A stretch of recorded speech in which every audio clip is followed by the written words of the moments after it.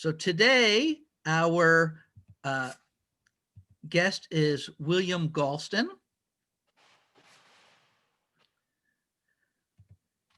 And this is on, the question is, does the center have a future in the United States? We have had two other events.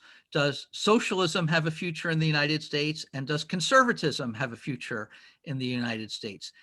Taken together, each of these three is a debate for you to decide and think these issues through for yourself. Each individual evening is viewing as a conversation between me and the person, and I'll do my best to elicit their views and Bill Galston's tonight. We couldn't have a better speaker tonight for the question of, does the center have a future in the United States? Bill Galston holds the Ezra K. Zilka Chair in Governance Studies at the Brookings Institution, where he served as a senior fellow since 2006. He has led a kind of career that many people think is ideal in the way he has gone back and forth between theory and practice. On the theory side, he's the author of 10 books and more than 100 articles in the fields of American politics, public policy, and political theory. And he also writes a weekly column in the Wall Street Journal. On the practice side, he's a veteran of 6 presidential campaigns and was President Clinton's deputy assistant for domestic policy from 1993 until 1995. So with that, Bill, you've also, this is at least your third time speaking to us. You participated in a conversation with Michael Anton a few years ago on populism in the US, and a few years before that with William Crystal on an election. So I want to ask the big question: does the center have a future in the United States? And put it in the following, frame it in this way. Our nation feels so divided, right? It feels like we're tearing ourselves apart when you read the news and you hear the kind of the hysteria on both sides. I saw a poll the other day that 75% of people in the country fear for the future of the country, for its very survival, if the other side wins the election. So I want to get at the question of the future of the center by first asking, why are we so polarized right now? How long do you have? I guess I guess my point of departure is that this has been building for a long time, indeed for decades. I remember when I was growing up, indeed when I was a college student, the political parties tended to agree more than disagree on fundamentals, right? Foreign policy, anti-communism. In domestic policy, an acceptance by both political parties of the basics of the New Deal. That was the significance of Dwight Eisenhower's modern republicanism. And then under Richard Nixon, an acceptance of Keynesian economics by both political parties as well. And in culture, the issues that we now debate so heatedly were simply not on the agenda. And I could run down the entire list of cultural hot button issues and point out that as between the two political parties, there what now appears to be a conspiracy of silence on those issues. And it lasted for quite some time. I could then tell a story of how that consensus on the 3 basic areas of public policy and public debate broke down. Anti-communism was wrecked on the shoals of Vietnam War. Stagflation killed the party's embrace of Keynesian economics, or at least the Republican parties, and led to the rise of supply side economics. And the cultural issues have proliferated. They've divided the country, and in many cases, they have not been resolved. Abortion is a good example, but immigration policy and many others are on that list. At the same time, changes in the economy have worked to the advantage of some and the disadvantage of others. And that division between those who benefit from the new economy and those who don't maps onto particular sectors of the economy, particularly manufacturing, and also particular areas of the country. So, the integration of China into the world economic order was a boon for some people. But if you made furniture in North Carolina, or shoes in Maine, or steel in the Midwest, you were having a big problem. And politicians in both political parties didn't pay enough attention to it. And on top of that were increased divisions along religious lines, the activation of evangelical Protestants into American politics after about a half a century of withdrawal following the Scopes trial was a momentous reorientation of our society and politics, and has led to a situation now where 80% plus of the members of that group who are fervent and active are clustered under the aegis of one political party. And meanwhile, those who profess alternative religions or no religion at all are increasingly clustered under the aegis of the other political party. The role of the judiciary has proved very divisive. And of course, traditional debates about the role of government aren't dead.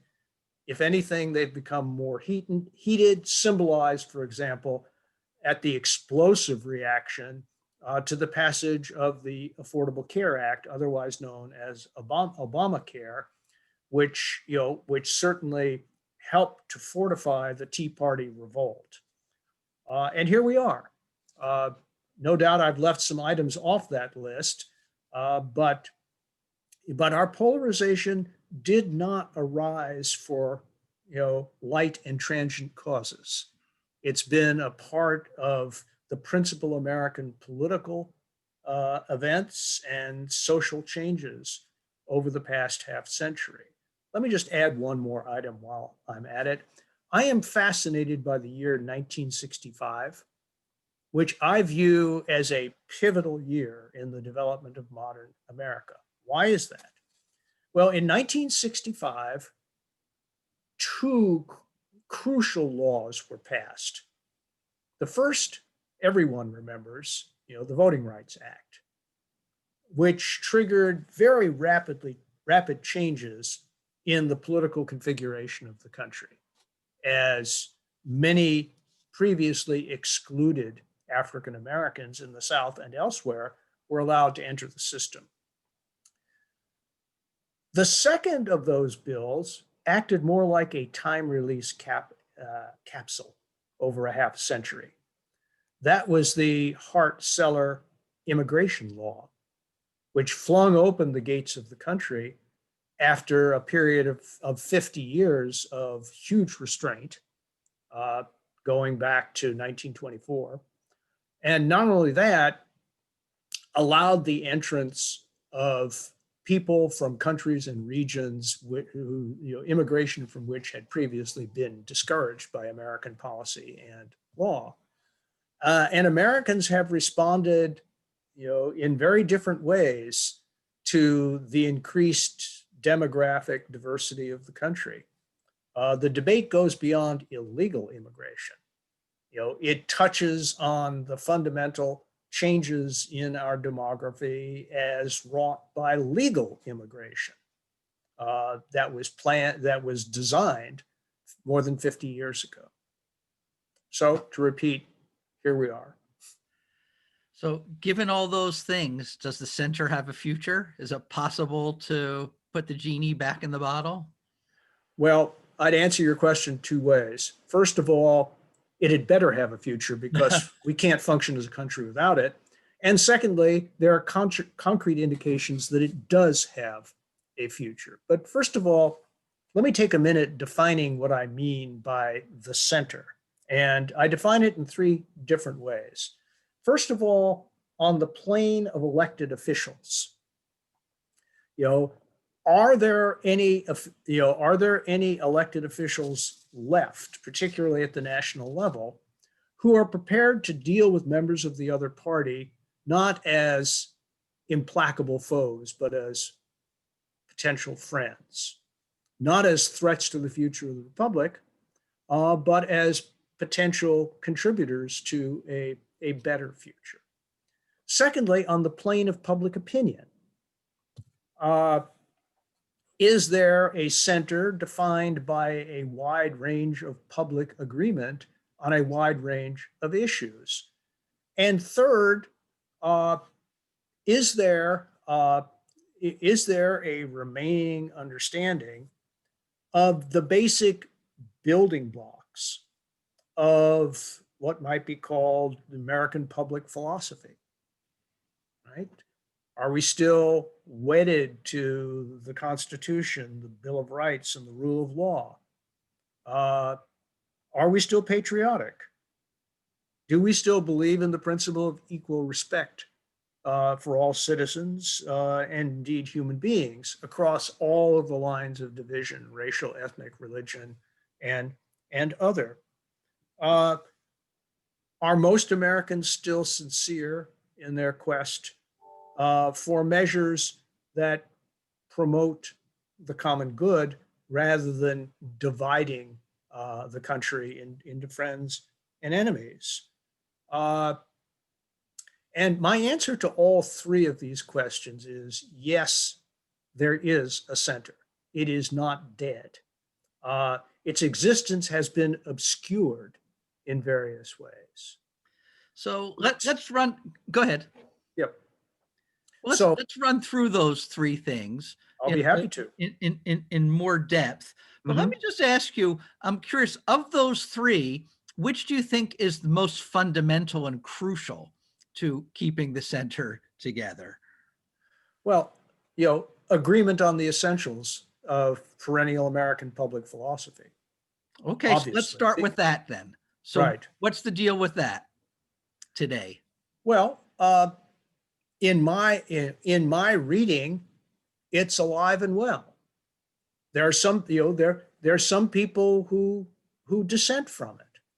On the left, I would say that part of American public philosophy is bound up in the historic wedding between liberal democracy and a market economy. And there's some people on the left who would repudiate that linkage. And their voices have gotten louder in recent years. Another basic building block of American public philosophy, the consensus, is the idea of the non-establishment of religion. But in recent years, some people, I would say principally Catholic conservatives, have become increasingly skeptical about the principle of non-establishment, and in the name of a doctrine called integralism, which argues for a return to 19th century Catholic doctrine. Those people too are outside this consensus, as I understand it, but most Americans remain within it. And we can disagree about concrete instances. Does a particular act represent a breach of the rule of law, or is it consistent with the rule of law? But most people think that's the right question. They are not indifferent to the issue of the rule of law. And I know of no evidence that suggests that we are ready as a people to trade in what I'm calling our perennial public philosophy for an alternative. There are not a lot of people who'd like America to turn into the People's Republic of China, for example. There are not a lot of people who want us to become, Modi's India. there aren't even a lot of people who would like to see us become Viktor Orban's Hungary, although that's a closer call. Uh, so you know, I am hopeful that once other controversies can be put in their place, the continuing strength and vitality of America's perennial public philosophy will become more visible and more central to our common endeavor as Americans. Uh, you Yeah, want so to I was ask a just going to follow-up follow question? up on that a little bit. So, Yeah, I mean, on the left, at least, it seems like the critique of capitalism and the rise of socialism is where the energy is, right? And on the right, I wouldn't say establishment of religion is the thing, but some more respect for traditional religious norms, maybe especially abortion, um, and on sex and gender issues. Um, but that also seems to be where a lot of energy is, right? So is there a big, in your view, is there a big silent center that's not making the noise? there sure is. And, Okay. sometimes when it's poked hard enough, it is aroused. So let me just give the obvious example. Uh, who is the Democratic Party's nominee for president this year? Is it a socialist? Is it an aggressive, practitioner or devotee of identity politics? Not even close. And I would say the center of the Democratic Party held to an extent that surprised a lot of people. May even have surprised the nominee. But at any rate, he knew who he was and why he was running. He never deviated from that. He never apologized for it. Uh, he didn't capitulate to pressure from the left wing of his own party to go along with various measures they regarded as fundamental. Uh, and here he is, the last man standing. And let's talk about abortion for a minute. Uh, I am, uh, you know, I look at public opinion very closely, more closely than is good for me. But what I've noticed, and this has been true for many years now, if you look at public opinion on abortion, you have about a quarter of the country that believes that abortion should be legal under all circumstances. You have a smaller share, about 15% of the country, that believes that abortion ought to be illegal under all circumstances, without exception. And then you have 60% of the people in the middle, you know, who don't believe that either a woman's right to choose is a trump card in all circumstances, or that the life of the fetus is a trump card in all circumstances. 60% of the people say it depends. And anytime on the right that that you say that the strictures against abortion do not extend to pregnancies created through rape or incest, you're acknowledging the existence of legitimate moral considerations other than the status of the fetus. And anytime on the left you say that certain uses of abortion, such as for sex selection, ought not to be permitted, you're acknowledging a weighty moral counter argument to the right of the individual woman. And so if we had political arrangements that allowed the middle to express itself, we'd be having a different kind of argument about abortion. Why do we not have those kind of political arrangements? Well, it has to do with the distribution of opinion between the parties, and then the way that that asymmetrical distribution uh, of opinion functions within each political party. To put it slightly differently, the dynamics of the contemporary party system tend to reinforce and exacerbate differences. If we were arranged differently, then then we'd be having a different discussion. I'll give you an example. Once again, staying with abortion, and I actually took a look at the evolution of party platforms in the wake of Roe v. Wade. Right? If you look at the 1972 platform of the Republican and Democratic parties, if anything, the Republican Party was more pro-choice, or it leaned more in that direction than Democrats did. I mean, you had a long tradition of New England Republicans, who were among the founders and supporters of Planned Parenthood. Barbara Bush was famously pro-choice, and she stood for an entire swath of traditional Republican opinion. In the wake of Roe in 1976, the first post-Roe platforms, the two parties had begun to sort themselves out, but that sorting hadn't gone very far. They both expressed ambivalence about the decision.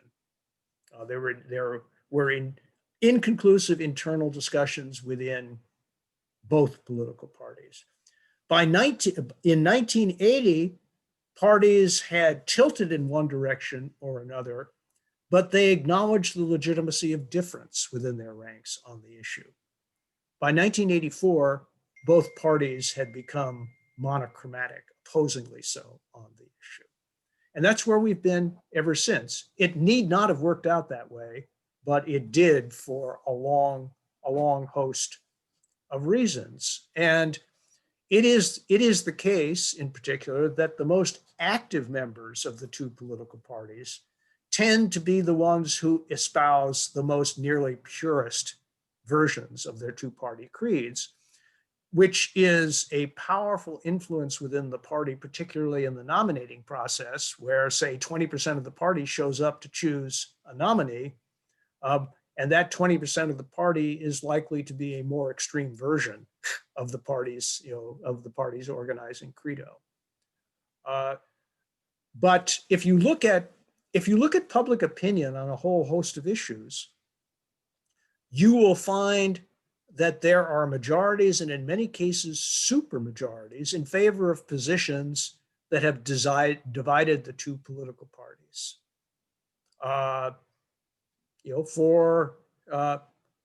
For example, we had a big debate recently, and we've had a big debate for a long time about the Dreamers. Okay, what do you do with these young people who were, brought to the country by their parents without their participation in the choice? It turns out that there are majorities of both political parties that support regularizing the status of the Dreamers. The problem isn't a problem of division within the body politic. It's a problem of the organization of our political parties. There was majorities of both political parties vigorously opposed the separation of children from their parents at the border. A supermajority, more than 6 in 10 Americans, support comprehensive immigration reform, including a path to citizenship for people who would come here illegally, subject to fulfilling certain conditions. That position is held today by half the Republican Party, and in years past by even more than half. Mr. Trump has had an impact on his party, but it hasn't been expressed in the actions of our elected officials. As recently as 2013, a Republican Senator, Marco Rubio, helped to lead a bipartisan Gang of 8 towards a comprehensive immigration bill that gained 68 votes in the United States Senate, all Democrats and 1/3 of the Republican senators, 68 votes, more than enough to sustain a presidential veto, but there wouldn't have been one. Why didn't that become law? Answer: when that bill went over to the House of Representatives, the Speaker of the House took the position that unless a majority of Republicans in his caucus supported it, he wouldn't allow it to come to a vote. Everybody knows that if that bill had been allowed to reach the floor of the House of Representatives, it would have passed. with a minority of the majority party supplementing, the majority of the minority party. But if you insist on the majority of the majority before something can get a hearing, then the political process stalls. That has nothing to do with the American people. It has everything to do with islands of intensity within a political party. And I could tell the same story on the other side. And so what is to be done about that? Well, you know, as they say, in Washington political circles, I'm glad you asked.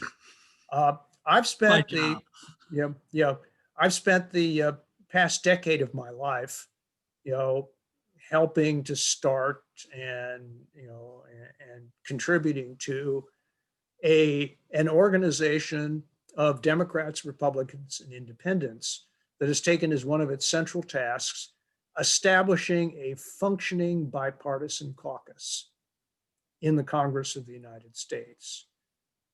We've done so. The group, for anybody who's interested, is called No Labels. And we now have a bipartisan group of 50 House members, 25 Democrats, 25 Republicans, which isn't just a coffee club.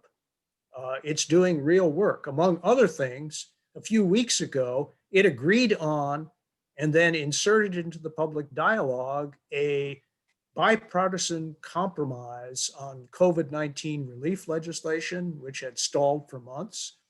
And that proposal broke the logjam and led to the discussions between the Secretary of the Treasury and the Speaker of the House, which continue to this day, discussions during which the gaps between the two sides have narrowed very substantially.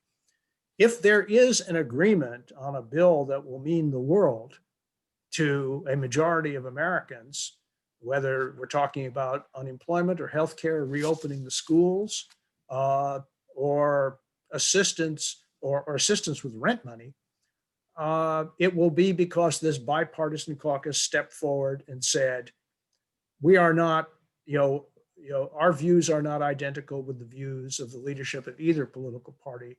This is what we, the representatives of the center, agree to, and we think it's where the country is. And the country, by the way, agrees with that. We've more recently formed a group of 8 senators, 4 Democrats, 4 Republicans, who are prepared to do some real work together in the next Congress. So what I've discovered, haunting the halls of Congress, is that most people who are there didn't come there to perpetuate gridlock, or to throw grenades at each other from the opposing foxholes. They came because they wanted to do something, right? They wanted to promote the common good as they understood it, and there is enough overlap in their understanding of the common good to permit meaningful compromise, if the structures and leadership of the two political parties allowed those compromise sentiments to be expressed. Part of this is a question of the rules of the House and the Senate, and part of it has to do with changes that are necessary within the party system. The progressives thought that the primary system was a wonderful idea a century ago. I wonder whether, as currently configured, it's working to the advantage of the country or of our democracy. I could go on. Yeah. So let me follow up on some of that. So I commend you for putting together the bipartisan groups in the House and the Senate. But as you mentioned yourself, their actions are frustrated by the leadership. So I want to ask you if you see any leaders on the horizon who might make a strong centrist campaign for president, who could help buttress that center and help break the logjam that comes from the leadership. Look, I don't want to. I really don't want to sound partisan here. But I have to note uh, that the man who emerged as the Democratic presidential nominee took a lot of heat, for the statements that he made about cooperating with the other party. Uh, he paid a price for that, but he didn't back down. Uh, it's the way he conducted himself throughout his career in public life, which spans more than close to half a century. It's a matter of record that on more than one occasion, the Senate Majority Leader Mitch McConnell said, "Send me Joe Biden, and we can get something done." Uh, and you know, uh, and he has publicly talked about more than a token number of Republicans in his cabinet, and I would bet you that he will work very hard to keep a door open to the Republican leadership. I wouldn't be surprised if he met with the Republican leadership as well as the Democratic leadership on a weekly basis, uh, to send a signal of his determination to lower the temperature of our nation's politics. So I think leadership in this system does start at the top. Uh, our current polarization may have trickled, up in a kind of capillary action from the bottom. But I think to take the first step to reversing this cycle of intensifying disagreement, it's going to take leadership at the presidential level. I am personally hopeful that if Mr. Biden is elected president, which is not a guarantee by any means, that he will start off his administration doing his best to signal a very different approach.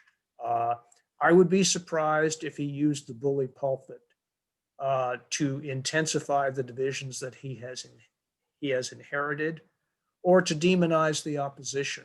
That's just not the way he has ever proceeded. I won't say that he's been a model of rectitude, but his record is pretty clear and pretty consistent. So yes, I'm hopeful. Okay. How about in the next generation of politicians? Are there a handful of people that you're encouraged by, that you can imagine them really bringing the country together? Yes. And here, let me be specific. Uh, I am convinced that in recent decades, the decline in the share of elected officials at the national level who had seen military service contributed to our polarization.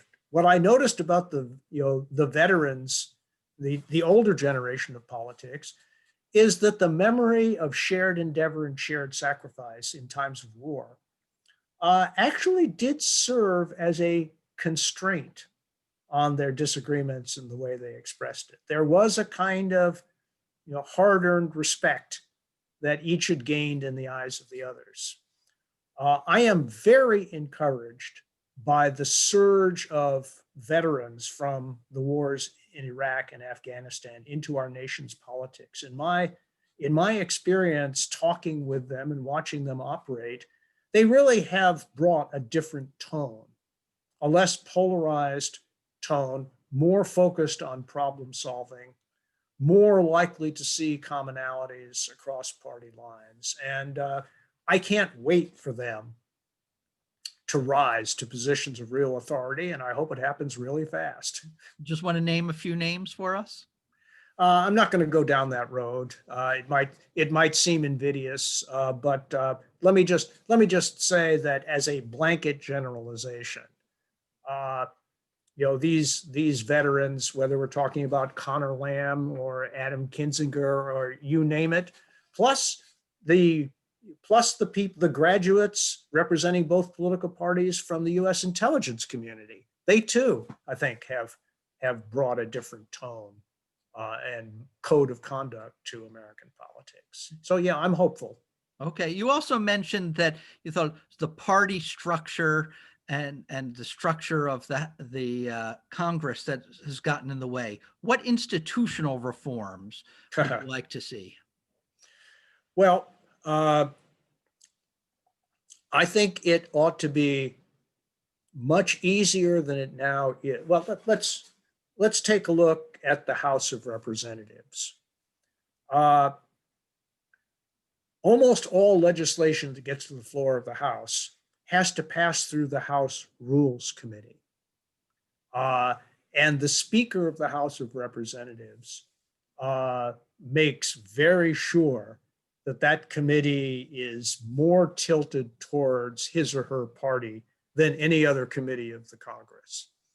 And the rule through which a bill gets to the floor of the Congress determines whether any amendments can be offered. And if so, how many and by whom? And in many cases, amendments to the leadership bill that would gain bipartisan support are simply prohibited. Right? And so the members of the House are forced to choose between the leadership bill and perhaps one bill on an omnibus substitute to that proposed by the opposition. So how do you bridge differences if you have bills presented by the leader of the majority and the leader of the minority and no opportunity to amend either one to narrow the gap between them? I mean, this would be a very long discussion, Alan, but there are many procedural reforms that would make it much easier for bipartisan coalitions to express themselves, or at least have an opportunity to make their proposals. In the Senate, the majority leader not only controls what comes to the floor, but he can also control the terms under which it comes to the floor. There are procedural devices whereby the Senate majority leader all by himself can fill all the available slots for amendments. And when that happens, once again, people have a choice between the leader's position and whatever its opposite may be. Here's another point. In the old days, and I'm plenty old enough to remember this, the House would pass one version of a bill, the Senate would pass another version of the bill, and then you'd have what were called conference committees, where the differences between the two could be worked out. Conference committees have all but disappeared from the operating manual of today's Congress of the United States. Why, for heaven's sake, right? They were ways for political parties to move toward each other during a negotiating process. Why has negotiation become a dirty word? Why has compromise become a dirty word, right? We are all prisoners in James Madison's Constitution. And with the exception of rare occasions when one political party can get its way without the need to compromise, and, you see that for just a few years in every half century, like the heyday of the New Deal, or Lyndon Johnson's Congress after the election of 1964. How long does that last where a party can get its way?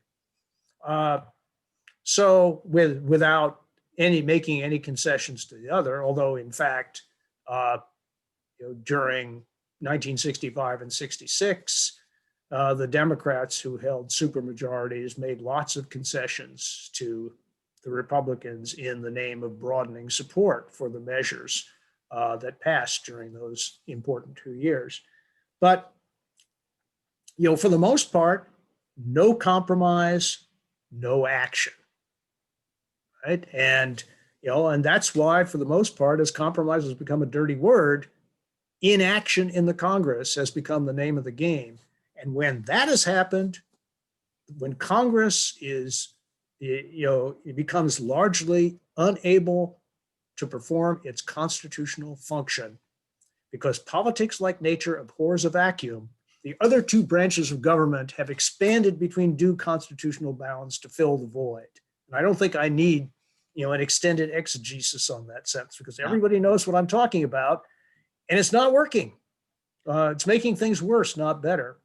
So Are there changes in the primary election system that you would propose? well, I think that changes that broaden the primary electorate beyond the most fervent base of the party are, are all to the good.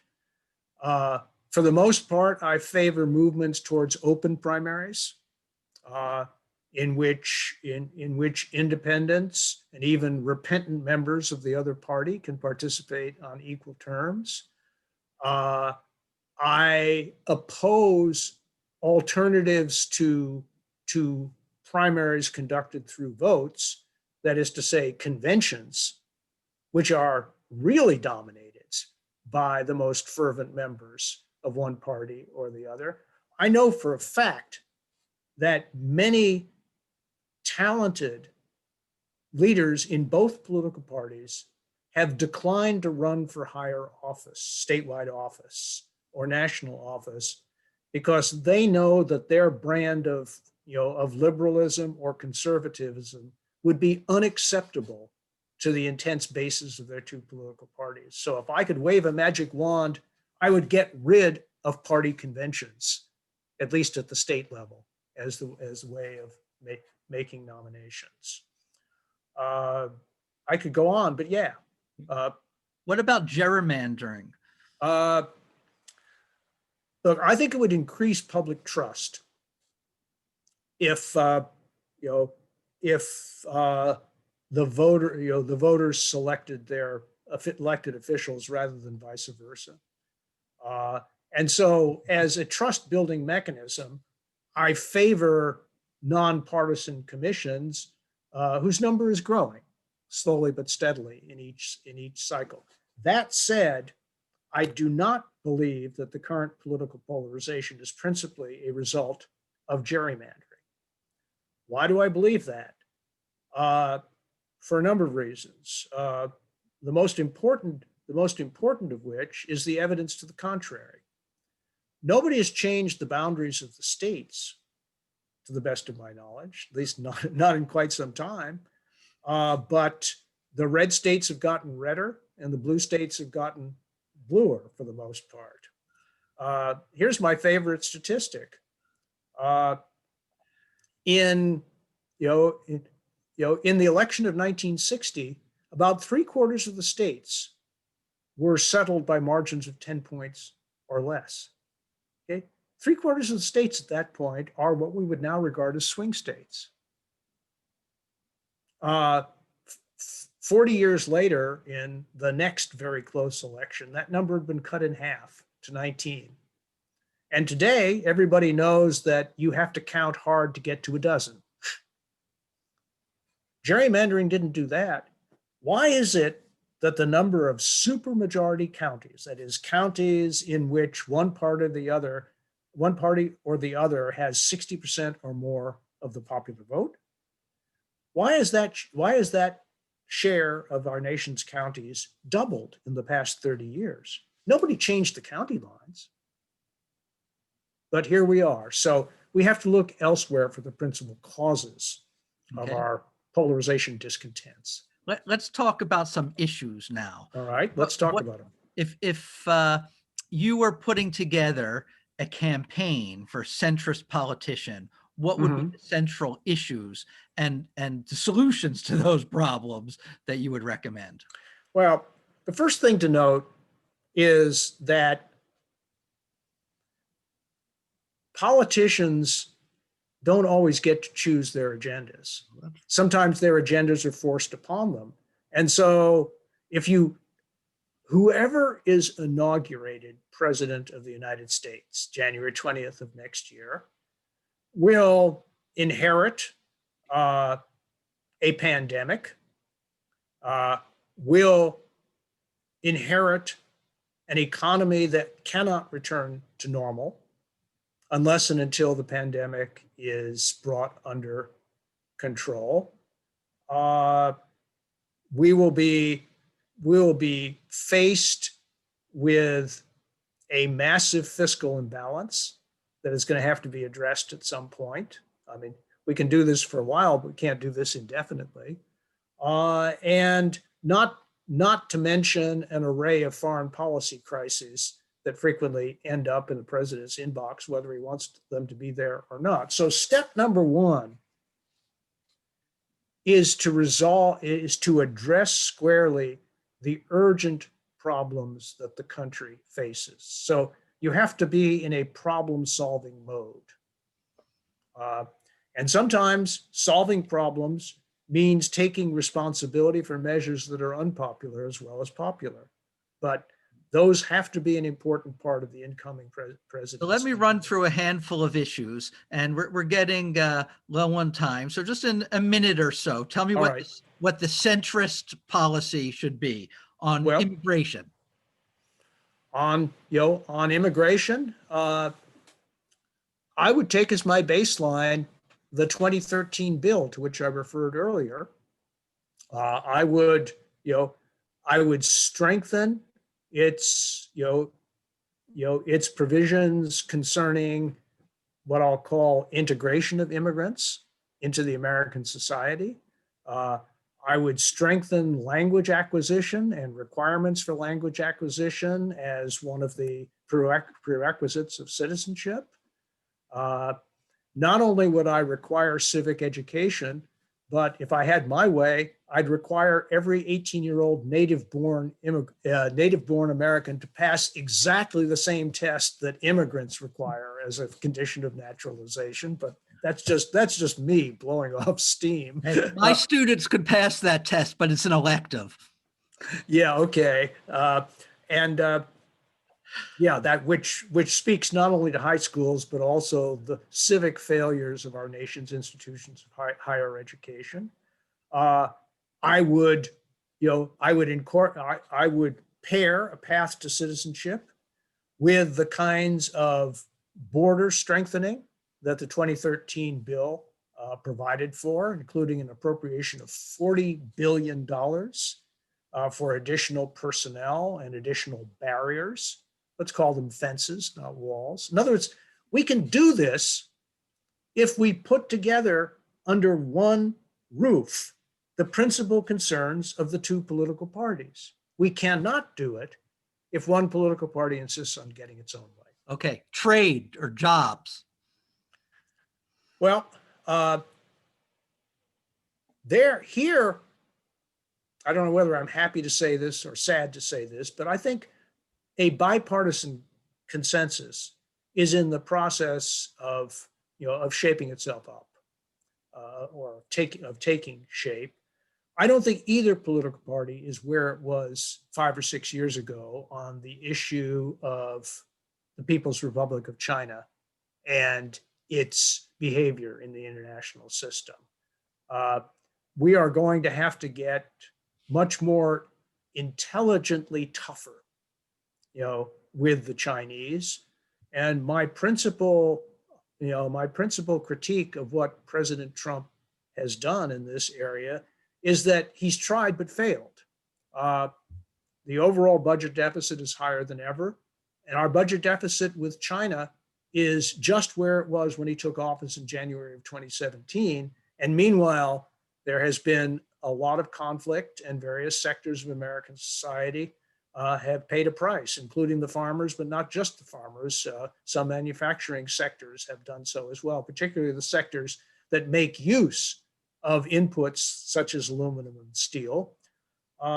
So we have to, we have to address that, and we ought to use a jobs and income metric as part of our calculus in shaping trade bills.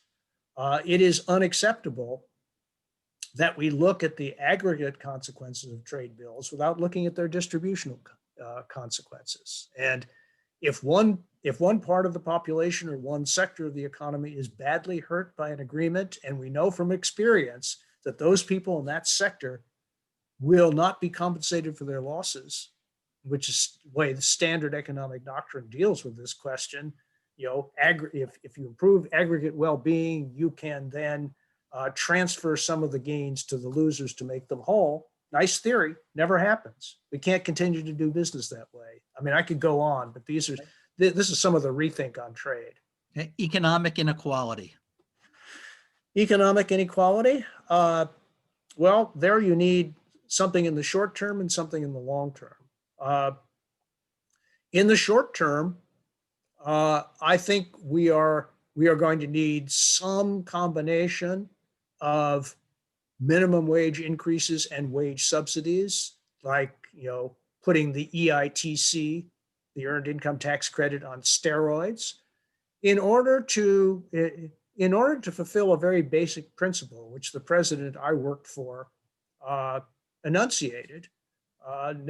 If you work full-time year-round, you shouldn't be living in poverty, and your family shouldn't be either, right? So shape a wage policy around that. At the same time, recognize that a society divided into college-educated winners and non-college educated losers, is a formula for the destruction of the middle class and the intensification of political instability. So pursue a middle way. Most jobs these days require some training beyond high school, but not a college degree. Rather than regarding those people as second-class citizens, let's fortify the track, so that skilled operators who work in conjunction with computer-assisted and AI-governed, governed machines, can work with them and add value to them. That's part of the wave of the future. In apprenticeship. I could, once again, there's a lot more, but those are some ideas. Yeah. Okay. One last issue: national debt. National debt. Well, I will tell you frankly what I believe, and that is that in an aging society, which has committed itself to supporting the incomes and health insurance of elderly Americans, the share of our economy devoted to public resources is going to have to go up. Because if it doesn't, the national debt will simply explode without measure. I will just conclude on this note. When Donald Trump took his famous ride down the escalator to announce his presidential candidacy in 2015, everybody remembers what he said about Mexican drug dealers and rapists. Hardly anybody remembers what he said about the major entitlement programs. Here's what he said, and I can just about quote this from memory. Save Social Security and Medicare and Medicaid, period. Without cuts, period. We have to do it, period, close quote. And in saying that, he recognized what I believe is true. Namely, whatever else the American people are willing to do without, they are not willing to do without those basic programs of security, particularly when they're old and vulnerable. That being the case, we're going to have to fund those programs. And I believe that once we cross that threshold, Americans will be willing to do so. We're going to need to diversify our tax base. We have one of the least diverse sources of public revenue in the country, in the world. There's no reason. Diversify. By diversify, I mean we're going to have to look at some mix of income, consumption, and energy taxes as a way of making the public fisc whole. We should also consider discontinuing at the federal level some things that are probably better done at the state level. I'd be in favor, for example, of confining federal federal infrastructure investment to interstate and interregional projects. So, so funding the interstate highway system, yes. Funding a tunnel connecting a new tunnel connecting New York City to the rest of the Northeast and Mid-Atlantic, yes. Funding rural roads, probably not. So we need the kind of sorting out of functions that students of federalism have been talking about for a long time. So if we explore all of those strategies simultaneously and are honest with the American people, we can begin to get a handle on what needs to be done. But if we just avoid the issue, we'll never do it. Okay, I have two last questions and then we'll turn it over to the audience. Right. The first one is, what do you think about trying to create a third party? Well,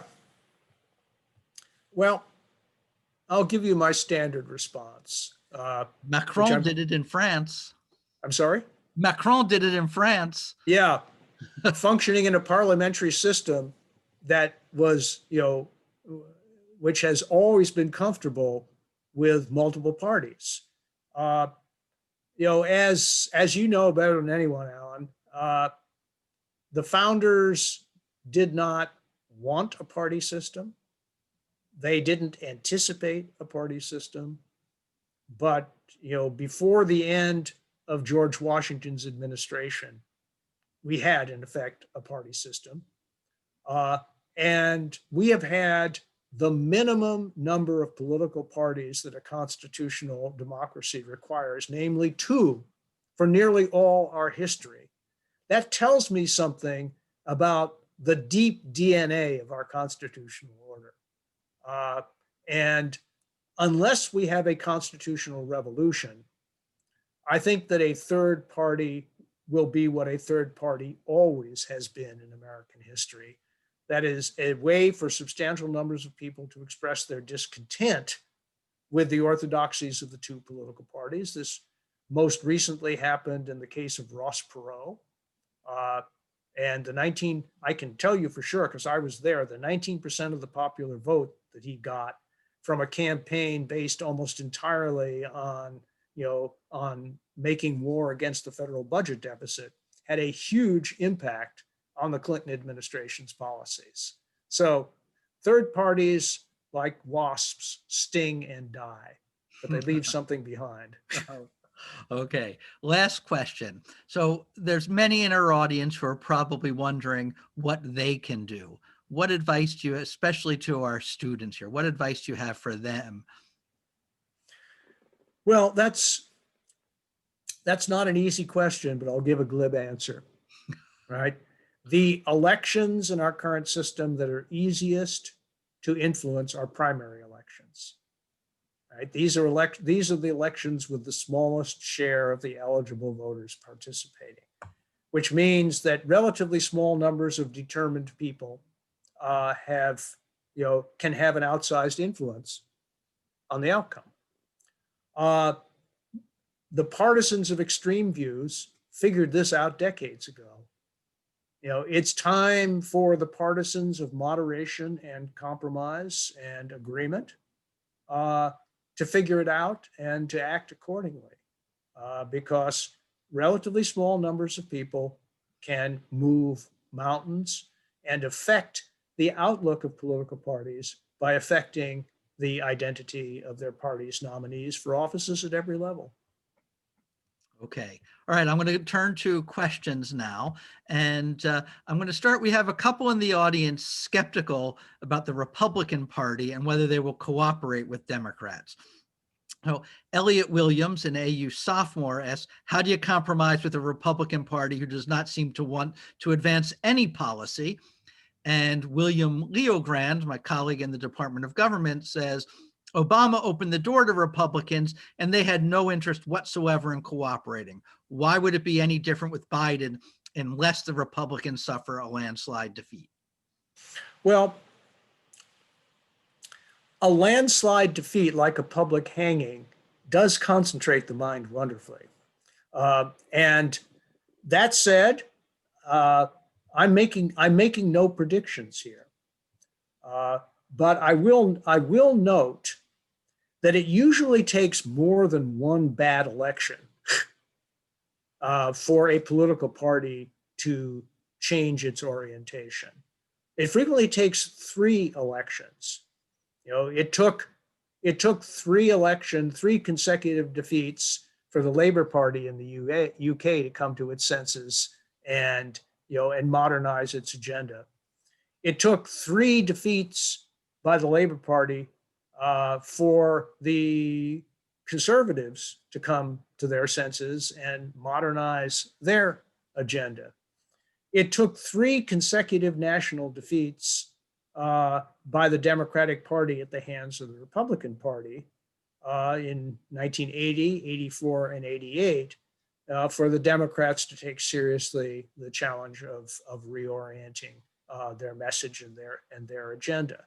So will it necessarily work out better now? Not necessarily, but I will say that if massive Republican losses in 2018 are followed by massive Republican losses in 2020, I think a number of Republicans will be asking the kinds of questions that they began to ask in 2012, but never forced their party to answer. I would also point out that no fewer than 8 former Republican governors have endorsed Joe Biden for the presidency this time around. If there's an historical parallel to that, I'm unaware of it.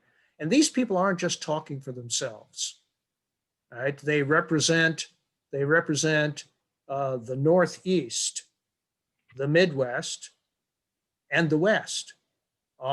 They represent important voices within the current Republican Party, not just the ancient Republican Party before the flood, that feel that they don't have an outlet for their beliefs in the current orientation of the party. So I'm hopeful but not confident. Okay, we have a couple of other questions centered around the Republican Party, but from a different perspective. Marianne McGrail, a friend of the Political Theory Institute, asks, do you think that if Trump loses, he will take the Republican Party out with him, diminishing significantly the GOP's power for the next decade? I'm always reluctant to predict, the demise or even the eclipse of a particular political party. In 1972, the Democratic nominee for president, suffered an historic defeat. Didn't even get 40% of the vote.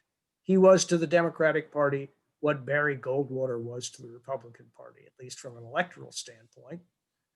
4 years later, the Democratic presidential nominee, won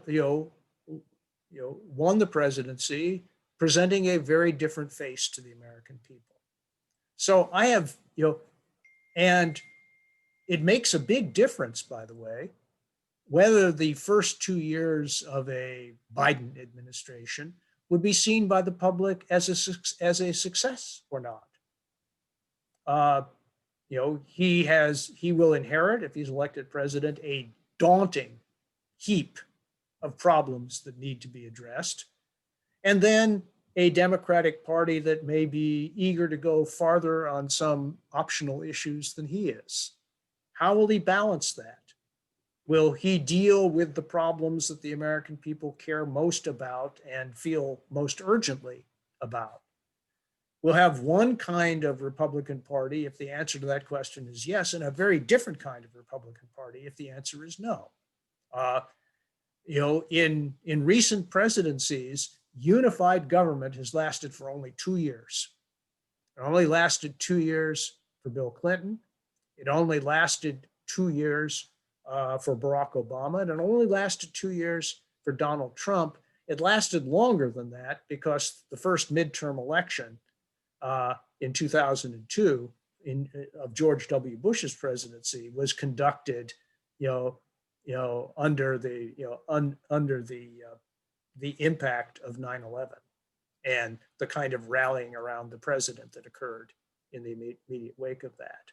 So, so political parties and presidents, incoming presidents enjoying unified control of the government ought to be aware of this history. If they're not, they'll pay. And the decade in the wilderness will turn into a second year resurgence for the Republicans. Well, another question related to Republicans. This has to do with their voters, and then we'll move on to other questions. This comes from my colleague, Tom Merrill, who asks, if Donald Trump loses the election, what will happen to the voters who supported him? What is the future of the Trump coalition? And how should a Biden administration think about those voters? Well, see that the Republican Party does have a problem. And it is this, and this is just to state the obvious. Trump's fervent, unmediated embrace of the party's base, namely social conservatives and white working class voters, two overlapping but distinct groups, has had the effect of repelling some of the traditional building blocks of the Republican Party. Suburbanites, particularly, but not only suburban women, are deserting the party in droves. And a survey that was just published today found that more than 3/4 of CEOs were planning to support Joe Biden. It is a matter of record that Biden has raised hundreds of millions of dollars more than Donald Trump, in those parts of the country where corporate CEOs are thick on the ground.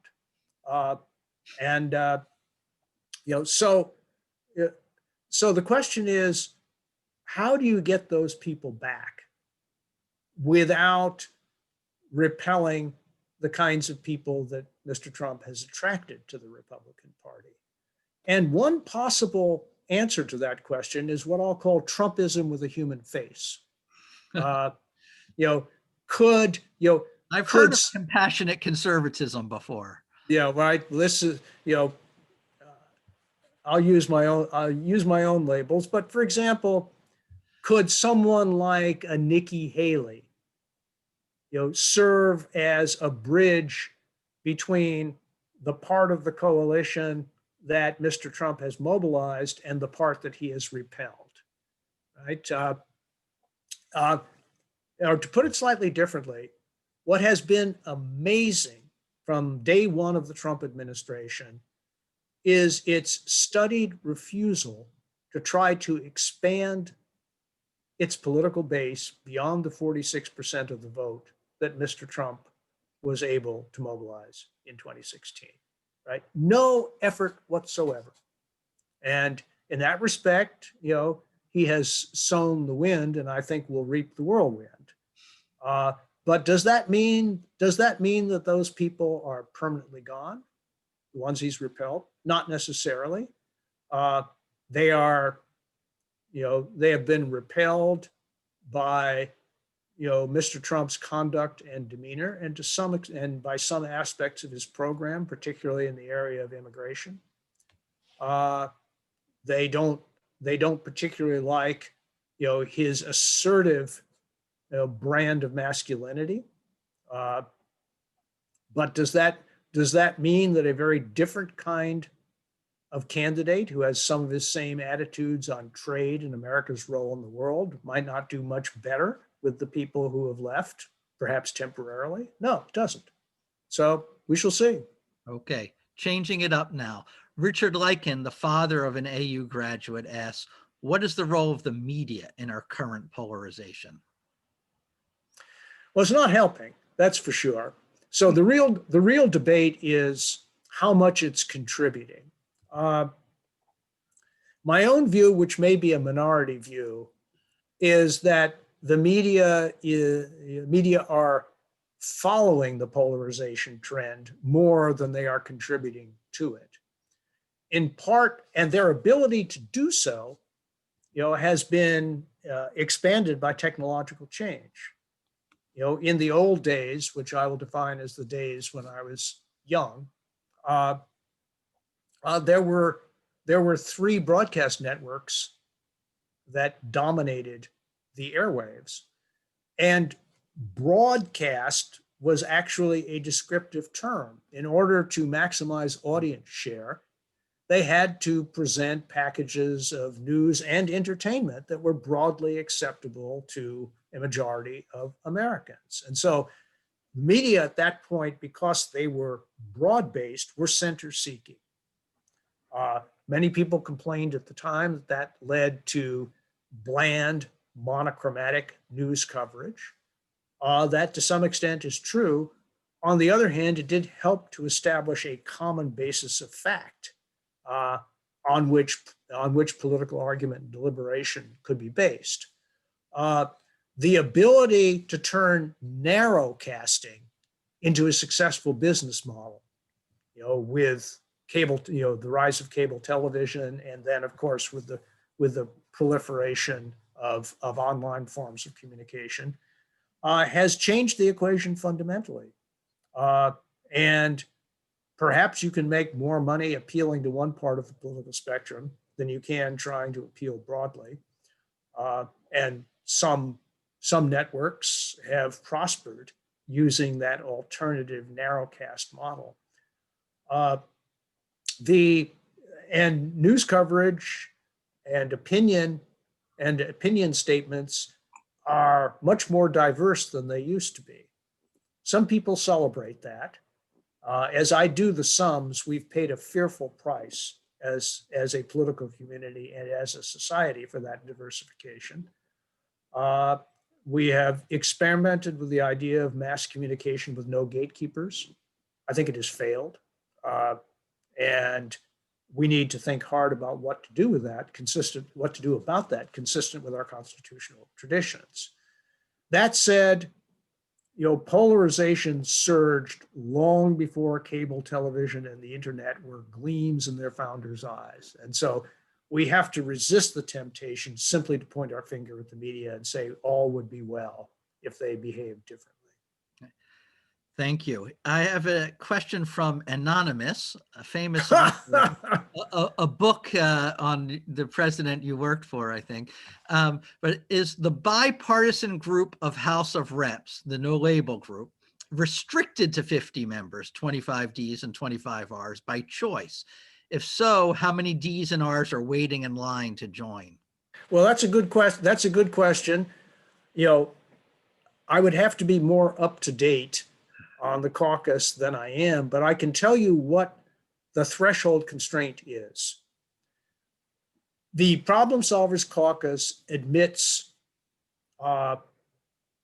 new members in pairs, like Noah's Ark. Each new tranche must have equal numbers of Democrats and Republicans.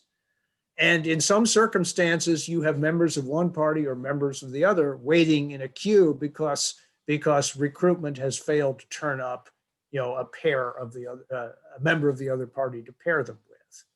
A lot also happens on whether congressional elections tend to increase the total number of center seekers. I won't call them moderates because many aren't, but people who don't anathemize the other party and reject compromise in principle. Whether elections tend to increase the number of such people on net, as for example, the 2018 election did, or whether it tends to decrease them. And so you tell me what happens, in House and Senate races next week, and I'll tell you how large the Problem Solvers Caucus, could grow to. I'm almost certain that it's more than 50. But I would point out that unless one political party or the other has a huge advantage, 25 dissenting votes from that party are more than enough, if unity is preserved within the caucus, to thwart leaders' ambitions that go outside the bounds of what center seekers are willing to accept. So it's a strong negative right now, but not so much a positive. Well, I've given you examples of both, and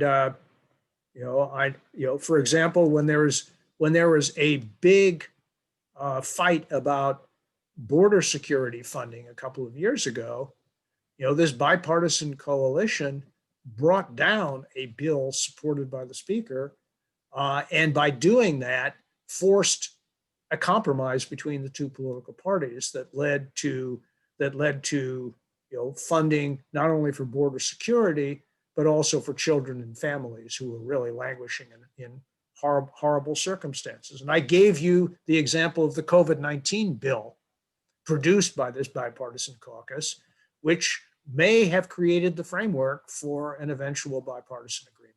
Okay, we have a question now from an AU undergrad, Perita Goville, and she's asking about local government and empowering the political center. You mentioned that the most effective way for the center to be recognized is through a top-down approach where reform must be made at the executive level. However, Tocqueville argues that the chief virtue of local government is that it allows the citizens to get involved.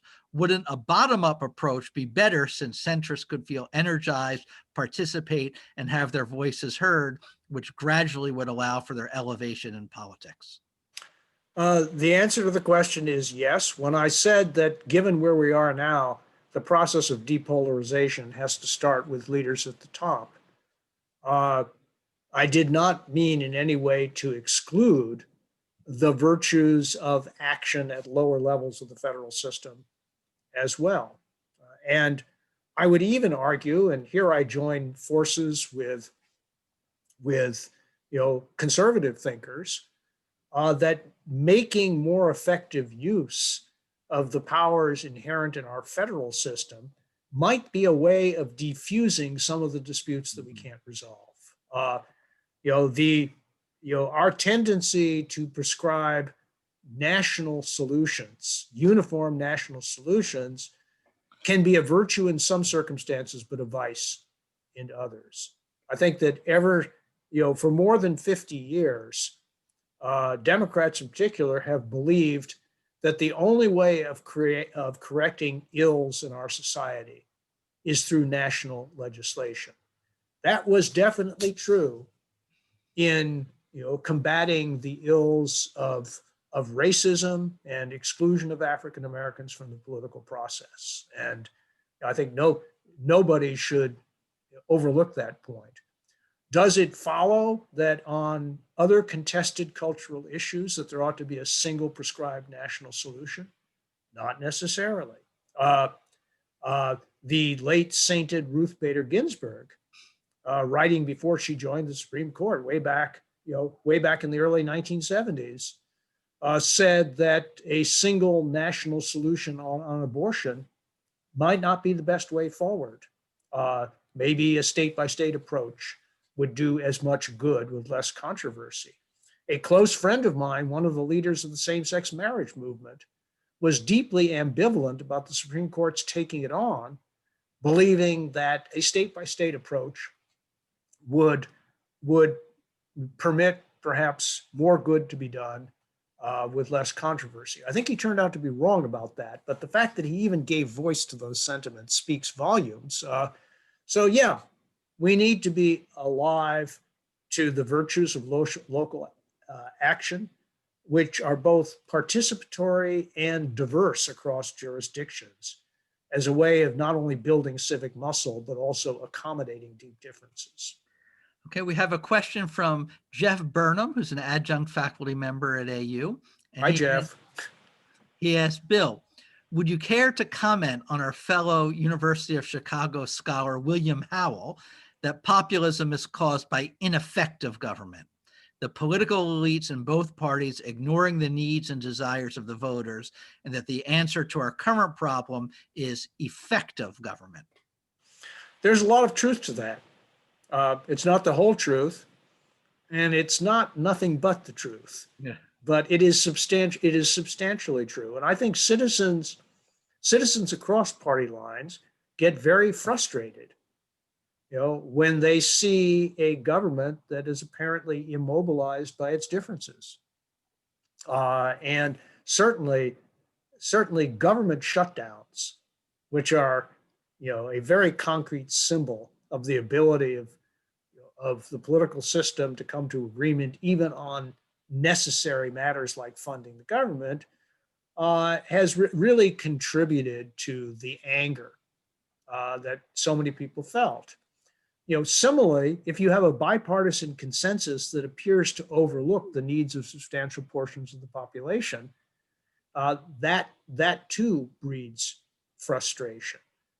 A government that is seen as moving firmly to address public problems is much more likely to enjoy the support and to avoid the disaffection of its citizens.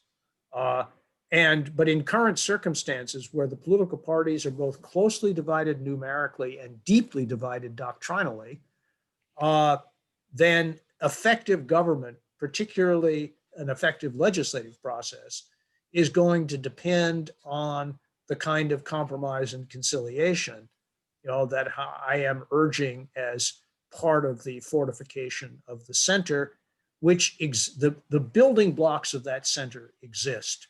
The problem is institutional barriers to its expression. Okay, we've got a couple of questions on reforms. My colleague Karen Baylor asks, would ranked choice voting or a related alternative possibly provide greater voice for centrism in elections? And Joshua Sukek, a student at the University of Texas, asks what in the short term we could do to rebuild social capital and bipartisanship, and what should we do to prevent from ending up in such a polarized state again? Well, first of all, Karen, it's been much too long. Let's do something about that. And secondly, yes, I am on balance a fan of ranked choice voting. I do think in multi-candidate fields, it alerts candidates to the need for and potential advantage of reaching out beyond one's base, because the number of citizens who regard you as their second choice, if their first choice does not make it into the subsequent round, can be decisive. And we may find out how this is going to work in Maine, which adopted ranked choice voting on a statewide basis after an enormous political struggle. As for rebuilding social capital,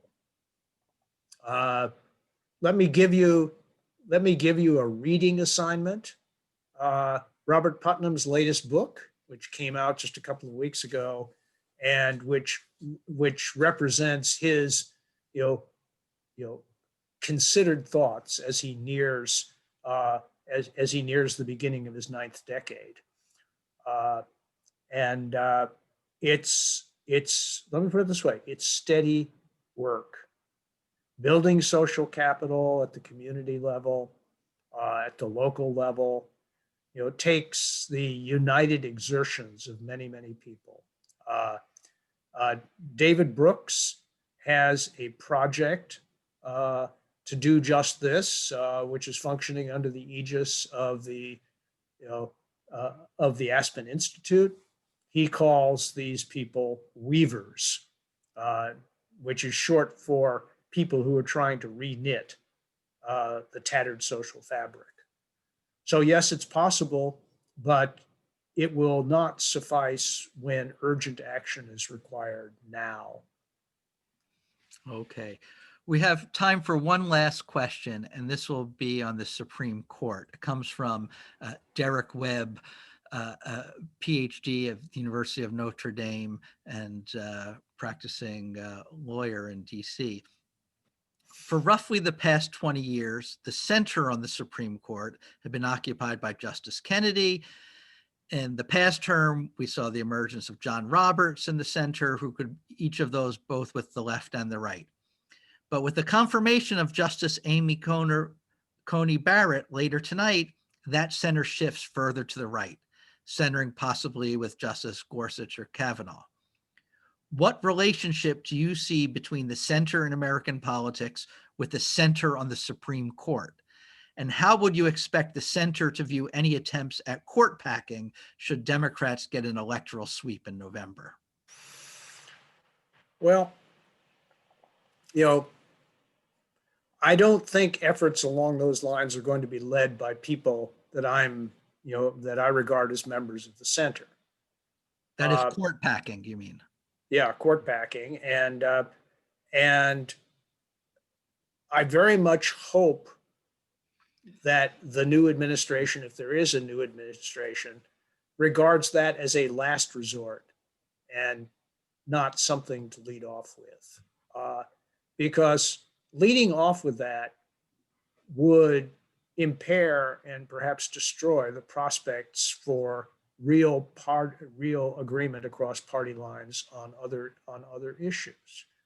I'm also struck by the number of Democratic voices that have, spoken up with cautionary notes about proceeding down that path. Some ask very pertinently, well, if you begin that, where does it end? And others have said, maybe we ought to try to reduce our dependence on the judiciary by producing legislation that is clearly constitutional, and let us try to link what we do more squarely to authorize congressional powers under the Constitution, and get the Supreme Court out of the business of determining the fate of legislation. I think it's fair to say, and I've listened to any number of Democratic utterances over the past decade, that Democrats have not always tried as hard as they should, to link legislative acts to constitutional powers. Doing so, I think, would render the center of gravity of the court moot, except in those areas that don't involve, legislation so much as they do contested issues, contested social issues. And my plea to the court, not that anybody's going to listen to me, would be to take more seriously, a jurisprudence of what I call constitutional silence. That is to say, a frank recognition that the Constitution of the United States does not contain, even by implication, the answers to all the questions we might bring to it. That there's an area of indeterminacy where a wide range of legislative acts would be equally acceptable. The Constitution does not command some and forbid others, and that judges representing both sides of the aisle, or at least originating from both sides of the aisle, would tend to retreat from the farther reaches of the exertions of their power in facing complex social issues. A jurisprudence of the cultural right is no better than a jurisprudence of the cultural left. I think the center has to oppose both. And the center has to work hard to rebalance our constitutional system, such that the Congress of the United States is the co-equal branch that the founders intended it to be. Because unless that happens, the fights over the court are only going to intensify, and the movement for fundamental institutional change of the court may become irresistible, which I think would not be a good development for the country. Well, thank you very much, Bill. I'd just like to remind the audience that a videotape of this event will be available on the Political Theory Institute website in a week or two, and videotapes of our previous discussions on socialism and conservatism have a future in the United States are posted now and available for anyone in the public to view. With that, I'd like to thank you, Bill, so much for your time and your insight, and I hope the center holds. Well, you didn't hear much political theory tonight, that's for sure. It was woven in with the weaving theme. A little bit. Okay. Thank you, everybody. Thanks for coming out. Bye-bye.